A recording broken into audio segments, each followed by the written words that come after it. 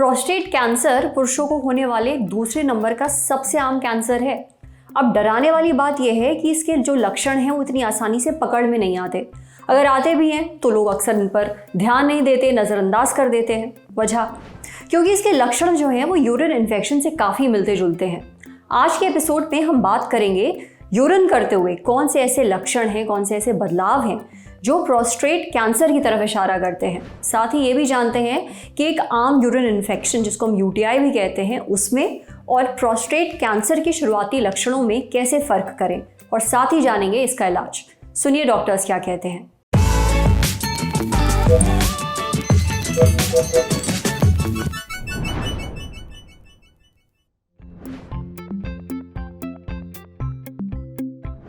Prostate cancer prostate से arise होता है, जो कि एक मेल सेक्सुअल ऑर्गन है। ये लोकेटेड होता है यूरिनरी ब्लैडर के नीचे, यानी कि पेशाब की थैली के नीचे, और हमारे मेल्स में सेक्सुअल फंक्शन में काम आता है। ये बहुत ही कॉमन कैंसर है। इसका जो कैंसर इंसिडेंस है वो this is second most common cancer in males. तो मेल्स में ये सेकंड मोस्ट कॉमन कैंसर है, और ये एक बहुत ही कॉमन कॉज ऑफ मॉर्टेलिटी भी है मेल्स में। प्रोस्टेट कैंसर के कोई स्पेसिफिक सिम्टम्स नहीं होते। प्रोस्टेट कैंसर बिना किसी सिम्टम के भी नॉर्मल रूटीन चेकअप में, या एक ब्लड टेस्ट होता है पीएसए चेकअप, या रूटीन जो ईयरली चेकअप होता है उसके दौरान जब पीएसए बड़ा पाया जाए तो उसमें पाया जा सकता है। और मोस्ट कॉमनली आज की डेट में ये इसी तरीके से पाया जाता है। जब प्रोस्टेट कैंसर के कुछ सिम्टम्स हों वो तब आते हैं जब प्रोस्टेट कैंसर फैल चुका होता है। अदरवाइज जो यूरिनरी सिम्टम्स होते हैं, जैसे कि बार बार यूरिन जाना, रात को उठना, यूरिन में अर्जेंसी होना, तो ये बगैर कैंसर के जब प्रोस्टेट एनलार्जमेंट होता है तो तब भी हो सकते हैं और प्रोस्टेट कैंसर में भी हो सकते हैं। और ये ज़रूरी नहीं है कि प्रोस्टेट कैंसर अगर है तो ये सिम्टम्स होंगे ही। इन सिम्टम्स के बिना मोस्टली ये कैंसर पाया जाता है। बेसिकली यूटीआई में और प्रोस्टेट कैंसर में जो यूरिनरी सिम्टम्स हैं वो सिमिलर हो सकते हैं, जैसे कि बार बार यूरिन जाना, यूरिन में जलन होना। तो ये पर्टिकुलरली स्पेसिफिक सिम्टम्स नहीं हैं प्रोस्टेट कैंसर के। यूटीआई की वजह से भी और प्रोस्टेट कैंसर की वजह से भी दोनों में ही पीएसए जब हम चेक करते हैं बढ़ा हुआ पाया जा सकता है।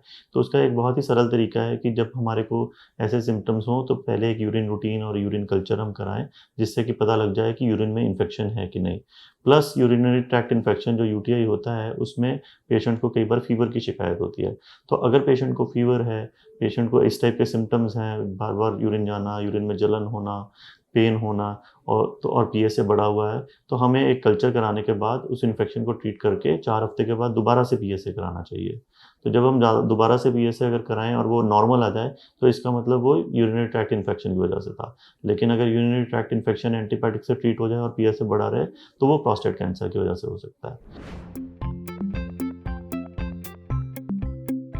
प्रोस्टेट कैंसर के जो सिम्टम्स हैं वो तब आते हैं जब प्रोस्टेट कैंसर बॉडी में दूसरे अंगों में फैल जाए। जैसे कि अगर वो छाती में फैल जाता है तो उससे खांसी हो सकती है, हड्डियों में फैल जाता है तो उससे बोनी पेन हो सकती है।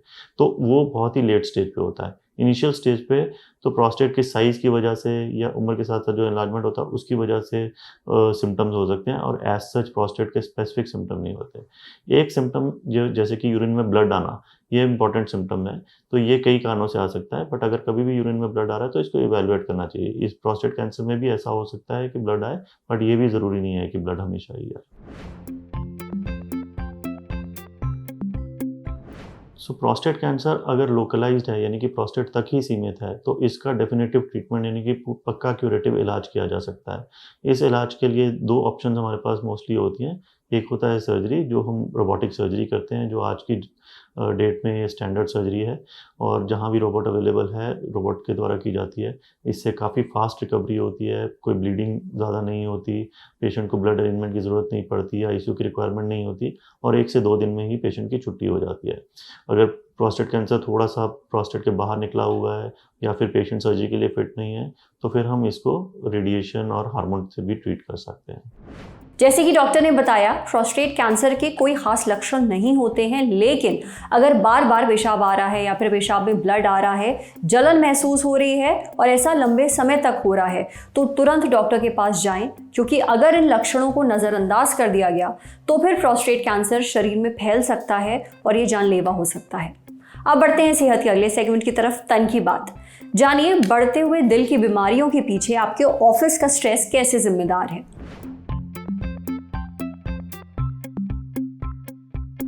हाल फिलहाल में दिल की बीमारियों के मामले तेजी से बढ़ रहे हैं। अब यह भी देखा गया है कि ज्यादातर पुरुष इसके शिकार हो रहे हैं। अगर रिपोर्ट्स और रिसर्च की माने तो इसके पीछे एक बहुत बड़ा कारण ऑफिस का स्ट्रेस है।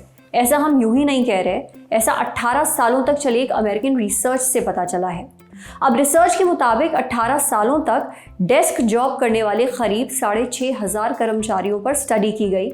इनमें से 3,000 से ज्यादा पुरुष कर्मचारी थे। इन सभी कर्मचारियों की औसत उम्र 45 साल थी। Journal of American heart association में छपी रिसर्च के मुताबिक हर कंपनी और ऑफिस में ऐसे कर्मचारी होते हैं जिन पर काम का बहुत ज़्यादा बोझ होता है, काफ़ी ज़्यादा स्ट्रेस होता है, और अक्सर ये कर्मचारी जितना भी काम करते हैं उनको उसका जो मुआवजा है नहीं मिलता, तरक्की नहीं मिलती, तारीफ नहीं मिलती, और ऐसे में उनके भीतर काम को लेकर बहुत ज़्यादा दबाव पड़ता है। ये दबाव बढ़ता जाता है और इसका बुरा असर पड़ता है उनके दिल पर। यही वजह है कि पिछले कुछ समय में नौकरी पेशे वाले जो पुरुष हैं उनमें दिल की बीमारियां तेज़ी से बढ़ी हैं।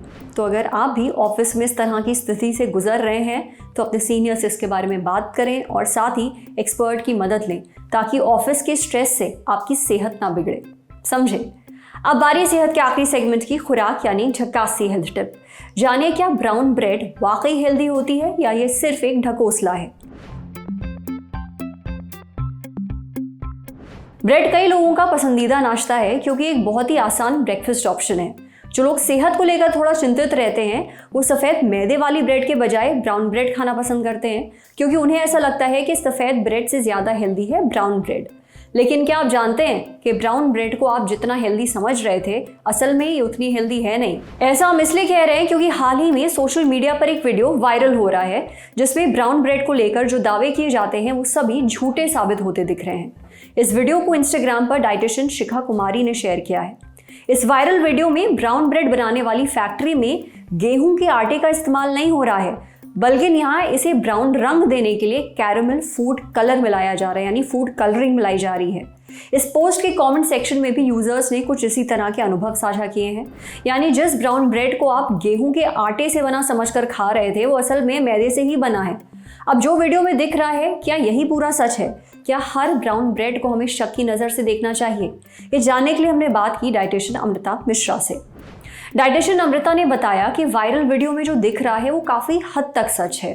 बहुत बड़ी संख्या में ब्राउन ब्रेड इसी तरह से बनाए जा रहे हैं। साथ ही जिस फूड कलर का इस्तेमाल ब्रेड बनाने में हो रहा है उसकी क्वालिटी कैसी है इसका भी कोई पता नहीं है। इसलिए ब्राउन ब्रेड को खाने से बचें और इसके बजाय आप मल्टीग्रेन ब्रेड खा सकते हैं।